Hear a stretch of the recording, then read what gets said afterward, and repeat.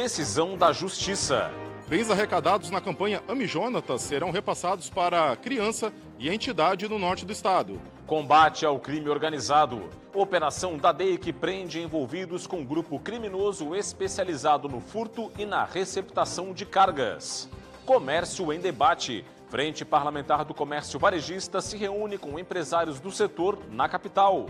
Uma funcionalidade a mais. Nova funcionalidade permite o pagamento de contas recorrentes com mais controle.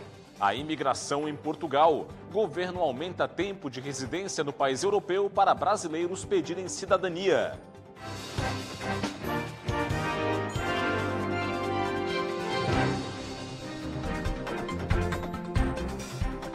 Olá, uma boa noite para você. O Band Cidade começa hoje com uma decisão judicial que destinou os recursos arrecadados pela campanha Ame Jonatas para uma criança e uma entidade de Joinville. Os detalhes com o repórter William Tenório. A decisão é do Tribunal de Justiça de Santa Catarina e determinou o destino dos bens apreendidos durante o processo da campanha Ame Jonatas, que arrecadou recursos para o tratamento de Jonatas Henrique Openkoski, vítima de atrofia muscular espinhal. O tratamento da criança, que morreu em 2022, custava 3 milhões de reais. Os pais de Jonatas, Aline e Renato Openkoski, estão presos desde o ano passado, acusados de usar parte dos valores arrecadados em benefício próprio, com compra de celulares, instrumentos musicais, carros e até uma viagem para Fernando de Noronha. A determinação judicial diz que os objetos de uso pessoal, como roupas, brinquedos e eletrônicos, deverão ser leiloados ou doados para entidades beneficentes de Joinville. Já as camisetas autografadas por atletas e instrumentos musicais de artistas famosos deverão obrigatoriamente ser repassados para outras campanhas, preferencialmente de crianças com AME. A primeira beneficiada será a Maria Amélia, de apenas 3 anos de idade, e possui uma doença igual à de Jonatas. Maria necessita de um tratamento em que apenas as sessões de fisioterapia custam mais de 150 mil reais. Outro beneficiado será o Hospital Infantil Gesser Amarante Faria, também aqui de Joinville, que está sob gestão privada, mas que oferece atendimentos gratuitos e custeados pelo SUS, com apoio do governo de Santa Catarina. William Tenório, de Joinville, para o Band Cidade.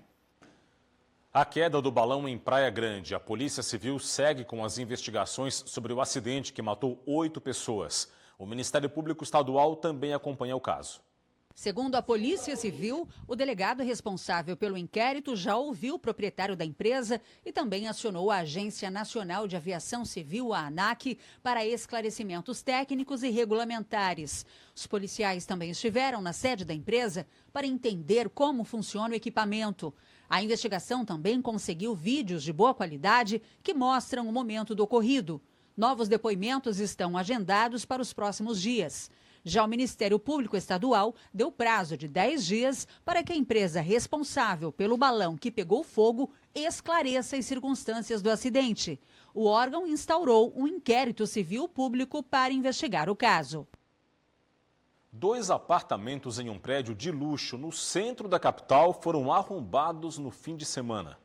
O caso ocorreu na noite desse sábado em um condomínio de luxo na rua Luiz Delfino, no centro. Donos de um apartamento no 12º andar relataram terem saído de casa para um evento e encontraram por volta das 11 horas da noite, quando retornaram, o local revirado. Foram levados joias e dinheiro, que incluía libras esterlinas e dólares. Imagens que circulam na internet mostram 2 homens suspeitos de terem cometido o furto no momento em que entraram no condomínio. Segundo a PM, os criminosos invadiram um segundo apartamento, também desocupado. O condomínio possui identificação facial e controle de segurança. A Polícia Civil investiga o caso. Uma operação da Polícia Federal cumpriu 6 mandados de busca e apreensão nas cidades de Florianópolis, Balneário Camboriú e Joinville. Os alvos integram um grupo que atua no tráfico internacional de haxixe. As investigações tiveram início a partir da análise de dados obtidos pela Polícia Federal para o monitoramento de remessas postais suspeitas. Foi possível, então, identificar integrantes de uma organização criminosa que estaria remetendo haxixe diretamente dos Estados Unidos para destinatários no Brasil. A droga era enviada por meio de remessas postais internacionais dentro de objetos diversos, com o intuito de dificultar a detecção pelos órgãos de controle e burlar a fiscalização. Os investigados poderão responder pelos crimes de tráfico internacional de drogas e associação para o tráfico. Já o GAECO deflagrou hoje a Operação Vickers para combater organizações criminosas que atuam na região norte do estado. 6 pessoas foram presas. Mais de 180 agentes foram às ruas de unidades prisionais para cumprir 28 mandados de busca e apreensão e 6 mandados de prisão contra suspeitos de integrarem uma organização criminosa. A operação ocorreu nas cidades de Joinville, Itapoá, Araquari, São Francisco do Sul, Barra Velha e Balneário Barra do Sul. As investigações começaram ainda em 2023. Hoje, integrantes do Grupo de Atuação Especial de Combate às Organizações Criminosas, o GAECO, Polícia Civil, Polícia Penal, Polícia Militar, Corpo de Bombeiros e Ministério Público de Santa Catarina estão em campo para desarticular as atividades da organização criminosa de âmbito estadual, com a apreensão de drogas, armas e documentos, que comprovem a estrutura criminosa, as ramificações a partir dela e a atuação no norte do estado. 7 pessoas foram presas hoje em uma operação da DEIC contra um grupo criminoso interestadual especializado no desvio e na receptação de cargas. Foram cumpridos 7 mandados de prisão preventiva e 20 de busca e apreensão. As prisões ocorreram todas em São Francisco do Sul e as buscas nas cidades catarinenses de Joinville e Araquari, além de Osório e Gravataí, no Rio Grande do Sul. As investigações começaram em março deste ano, após um suposto roubo de uma carga de peças automotivas avaliada em R$ 1.400.000 em um posto de combustíveis de Balneário Pissarras. No entanto, a polícia descobriu que o motorista havia colaborado no desvio da carga para os criminosos. A carga foi localizada em um galpão clandestino em São Francisco do Sul. Uma segunda carga de eletrodomésticos também foi recuperada. Os policiais apreenderam ainda R$ 50.000 em dinheiro, veículos com placas adulteradas e celulares. E um princípio de incêndio mobilizou os bombeiros na tarde de hoje no mercado público da capital. O repórter Gabriel Felipe tem as informações. O princípio de incêndio foi registrado por volta das 3h30 da tarde em uma cafeteria aqui no mercado público da capital. A nossa equipe registrou imagens do início do incêndio. De acordo com o Corpo de Bombeiros Militar que atendeu à ocorrência, o fogo se iniciou em uma fritadeira elétrica na cozinha do estabelecimento. É muito comum aqui no mercado público haver fritadeiras elétricas, né? Muito provavelmente ela estava ligada e esse óleo acabou entrando em uma ignição, né, por estar ligado, e um incêndio de pequena monta, né? Felizmente, os sistemas preventivos atuaram e o incêndio foi debelado rapidamente. Ainda de acordo com o Corpo de Bombeiros, nenhuma pessoa ficou ferida. De Florianópolis, Gabriel Felipe, para o Band Cidade. Um homem morreu e outro ficou ferido após uma placa de concreto cair de um caminhão, isso em Itapema, litoral norte do estado. Foi por volta de 7h30 da manhã. Trabalhadores desmontavam um barracão pré-moldado de concreto com o uso de um caminhão com guindaste. As placas de concreto eram retiradas do local quando uma delas caiu do caminhão e atingiu os 2 homens. Uma das vítimas, de 56 anos de idade, teve traumatismo craniano e morreu no local. Um segundo funcionário de 26 anos teve fraturas e foi levado para o hospital. A seguir, a análise política de Cláudio Prisco Paraíso. E veja também, Frente Parlamentar do Comércio Varejista se reúne com empresários do setor na capital para discutir temas como moradores de rua e combate à pirataria. Assuntos para o próximo bloco. Eu volto já já.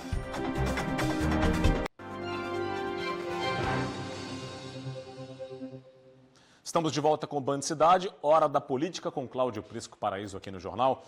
Tudo bem, Prisco? Boa noite para você. Grande Rodrigo. Tudo bem.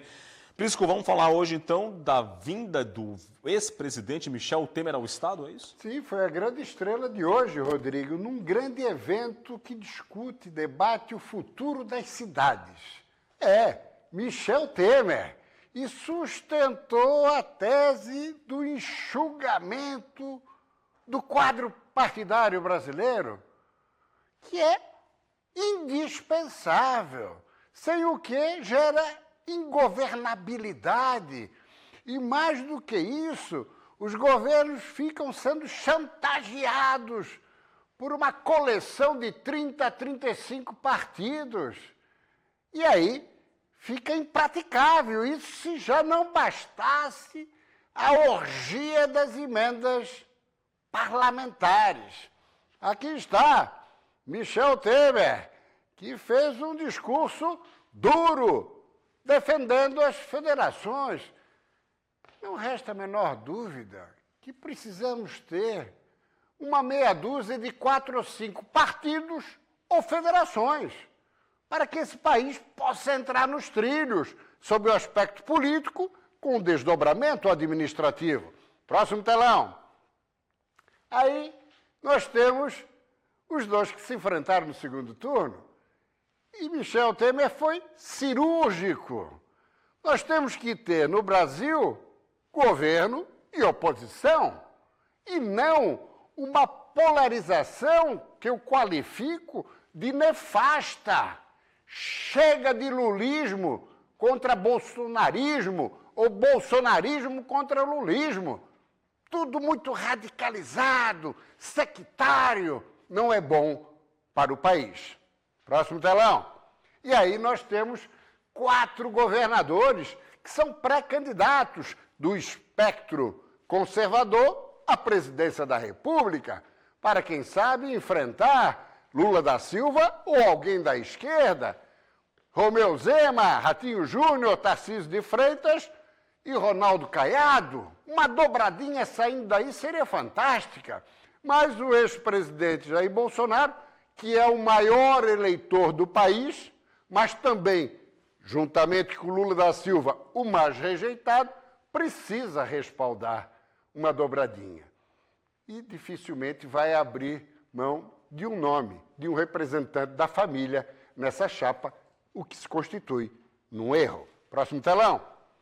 Aí nós temos Marcos Pereira, que na próxima segunda-feira estará em Florianópolis, filiações partidárias e almoço com Jorginho Melo, que controla os republicanos em Santa Catarina. E aqui, Baleia Rossi, atual presidente do MDB, indicado por Michel Temer, que durante 10 anos pilotou a maior sigla do país e está ajudando nessa federação. Declarou hoje que ela é importante. Republicanos de quem? Tarcísio de Freitas, de São Paulo, assim como Baleia e Michel, e o grande nome para disputar a presidência da República. Portanto, é Michel Temer trabalhando nos bastidores para viabilizar uma chapa, mas que possa ter o apoio de Jair Bolsonaro. Próximo telão. Aí é outra federação que foi consumada. Ciro Nogueira, do PP Progressista, Antônio Rueda, do União Brasil, veio União Progressista. E, para fechar, vamos lá, uma federação que não deu certo. O PSDB Nacional chegou a aprovar em Brasília, mas Podemos, de Renata Abreu, e PSDB, de Marconi Perillo, disputavam o comando da federação. E a primeira delas, agora efetivamente para encerrar, foi a Federação da Esperança, já em 22, que uniu quem? PT, PV e PCdoB, em torno da candidatura de Lula da Silva, meu caro Rodrigo. Obrigado, Prisco, pelas informações. Boa noite para você. Forte abraço. Até amanhã. Vamos falar agora que a Justiça Eleitoral cassou os diplomas do prefeito e do vice de Itapema. A condenação veio por abuso de poder econômico na campanha eleitoral de 2024. De acordo com a Justiça, o prefeito de Itapema, Carlos Alexandre de Souza Ribeiro, do PL, e o vice Eurico Marcos Osmari, do Republicanos, teriam distribuído alimentos e atividades em conjunto com uma entidade assistencial da cidade, a Associação Beneficente Amigos do Morretes, durante a campanha. A sentença, em primeira instância, foi publicada nesta segunda-feira. O prefeito permanece no cargo até a apresentação de recurso e a decisão de segunda instância no Tribunal Regional Eleitoral. Em nota, o prefeito negou as irregularidades e disse que vai sim recorrer da decisão. Olha só, deputados da Frente Parlamentar do Comércio Varejista se reuniram hoje com empresários do setor aqui na capital do estado. Vamos saber os detalhes ao vivo aqui no Band Cidade. O repórter Gabriel Felipe tem mais informações ao vivo do local do evento. Gabriel, muito boa noite para você. O que está sendo discutido? Conta pra gente. Falou, nós precisamos unir Olá, uma ótima noite para você, Rodrigo, para todos que nos acompanham aqui na tela do Band Cidade. Nesse momento, a reunião está se encaminhando para o seu final, está aberto para perguntas, mas foram discutidos 2 temas principais durante essa reunião, que inclusive começou aqui na Federação da Câmara dos Dirigentes Lojistas de Santa Catarina, por volta das 5 horas da tarde e continua desde então. São 2 os tópicos que atingem os lojistas, os varejistas, que estão sendo discutidos aqui. O primeiro deles é o crescimento da população em situação de rua e os seus reflexos, e o segundo tema é o combate à pirataria no comércio catarinense e estratégias conjuntas com a segurança pública, inclusive membros da segurança pública, não só aqui da capital, mas também do estado, da Polícia Militar de Santa Catarina, estão aqui no auditório discutindo esses temas. Inclusive nós falamos com o deputado Nilson Berlanda, ele que é presidente da Frente Parlamentar de Apoio ao Comércio Varejista. Nós falamos sobre esse tema da pirataria com ele. Vamos ouvir o que disse o deputado Nilson Berlanda. A pirataria, por exemplo, e a gente vai também debater em inúmeros estabelecimentos comerciais em Santa Catarina que não recolhem imposto, infelizmente. Produtos chineses que afetam grandes redes de varejo, grandes redes, e também está afetando as pequenas redes de varejo. E eles acabam se instalando em Santa Catarina, esse produto vem da China, vem importado e eles acabam vendendo sem nota fiscal. Esse é um grande problema.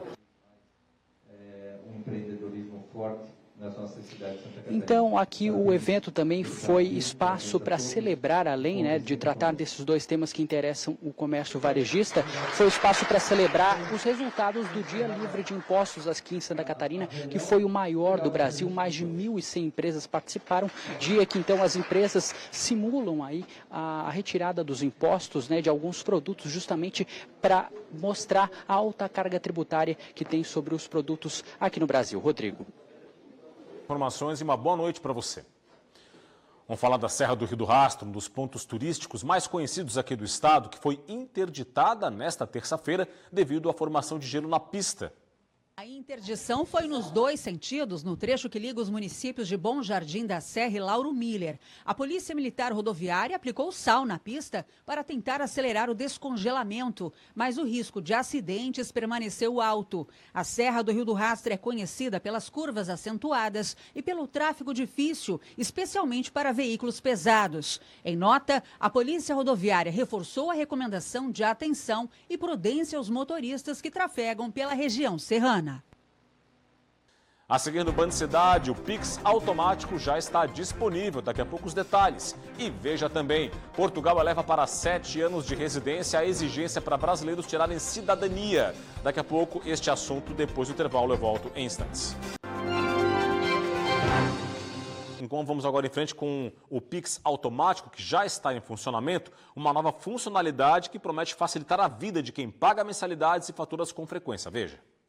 O automático já está funcionando e promete facilitar a vida de quem paga contas todos os meses. A nova funcionalidade permite que o cliente autorize uma única vez o pagamento recorrente de contas como serviços de streaming, escolas, academias e até contas de água e luz. Kazan, por exemplo, é um exemplo muito prático na região metropolitana aqui, então você pode utilizar o Pix automático. A Prefeitura de Florianópolis agora, quem parcelou seu IPTU, a taxa de lixo, efetivamente, já está aparecendo nos boletos bancários a opção do Pix automático. Diferente do débito automático, que exige convênios com os bancos, o Pix automático pode ser usado por todos, clientes, empresas de qualquer tamanho, inclusive microempreendedores. Você vai fazer um cadastramento de usuário e das empresas que você quer utilizar. Ele vai aparecer a possibilidade de você fazer a inclusão do Pix automático. Cadastrando uma vez, você pode determinar qual o valor que você vai querer estabelecer como limite, se você vai querer usar o seu limite de cheque especial para fazer o pagamento. A Mariana, que está sempre atenta às novidades, já está com a ferramenta ativa. Para ela, a funcionalidade trouxe praticidade. Eu já estou utilizando no meu dia a dia. É uma funcionalidade ótima, substitui o débito automático. É muito rápido, fácil, prático, consigo fazer o pagamento de forma mais rápida, não preciso aguardar a burocracia ali de ter ali a informação se o convênio está ativo ou não está ativo, aceita em diversos estabelecimentos, então muito bom. A recomendação é usar o Pix automático com empresas conhecidas e sempre acompanhar as movimentações no app do banco. Em Portugal, aumentou a exigência de anos de residência no país europeu para que brasileiros possam pedir cidadania. Fabiane Paz, ao vivo de Lisboa, conta pra gente quanto tempo agora é necessário. Olá, Rodrigo. Boa noite para você, boa noite a todos. Olha, uma mudança bem impactante, bem importante, porque o tempo de residência legal para se requerer a nacionalidade portuguesa por estrangeiros passou de 5 anos para 10 anos no caso de estrangeiros em geral e para 7 anos no caso de estrangeiros que vêm de países da comunidade de países de língua portuguesa. Inclui-se aí o Brasil nesta lista. É uma mudança bastante impactante porque aí vai exigir uma reformulação dos planos daqueles estrangeiros que têm a intenção de obter a nacionalidade portuguesa. Outra mudança importante é nos vistos para a busca de trabalho, que passam a ser válidos apenas para funções altamente qualificadas. Até então, esse visto era acessível para pessoas que vinham buscar trabalho em todas as áreas do mercado em Portugal. Rodrigo, eu volto contigo no estúdio. Obrigado, Fabiane, pelas informações e uma ótima noite para você aí em Lisboa. E agora a gente faz uma viagem ao passado para lembrar dos estabelecimentos comerciais de antigamente. Em Apiúna, no Alto Vale, um comércio ainda conserva as características do século passado e nos mínimos detalhes, olha só. O mini mercado e bar da Alzira fica na localidade de Subida, em Apiúna. Além da edificação histórica, um casarão centenário, aqui dentro tudo faz lembrar os comércios antigos de secos e molhados, como se falava. Destaque para os balcões e outros móveis em madeira de lei. Este com tampo de vidro e gavetas cheias de guloseimas. Aliás, salgadinhos, balas e bolachas têm aos montes nessas prateleiras, tudo como antigamente. Apesar de Alzira estar no nome do comércio, quem cuida é a Irma, filha da dona Alzira, que faleceu há alguns anos. O filho da Irma, Rodrigo, também ajuda. São poucos os itens aqui dentro do bar que fazem a gente perceber que realmente está no século XXI. Por exemplo, aqui é fixado o código para pagamento via Pix e abaixo o aviso, cartão não. Então aqui no bar da Alzira é só com Pix ou dinheiro. E ali a gente tem também o televisor, bem moderno para esse cenário. E logo abaixo a fiação, a aparelhagem da internet. Fora isso, é tudo bem antigo por aqui. A TV que a gente usa todo dia, né? E o Pix que tem agora, que o povo só quer pagar no cartão ou no Pix. Então pegamos o Pix, né? Que é melhor, né? Aí não deu para ficar no passado. Não deu para ficar no passado, não. Daí tem que atualizar como o povo eles querem, né? O Rodrigo conta que o pessoal que para aqui fica impressionado com a estrutura, já que o casarão é todo em encaixes, como tantas edificações da época da colonização, e ainda bem conservado. Eles querem bater foto, eles ficam olhando, fazia tempo que a gente não via mais a estrutura, que é tudo com encaixe, não tem parafuso, não tem nada, né? Eles vêm, batem foto. Enquanto puder que eu ficar aqui, eu vou continuar assim como tá.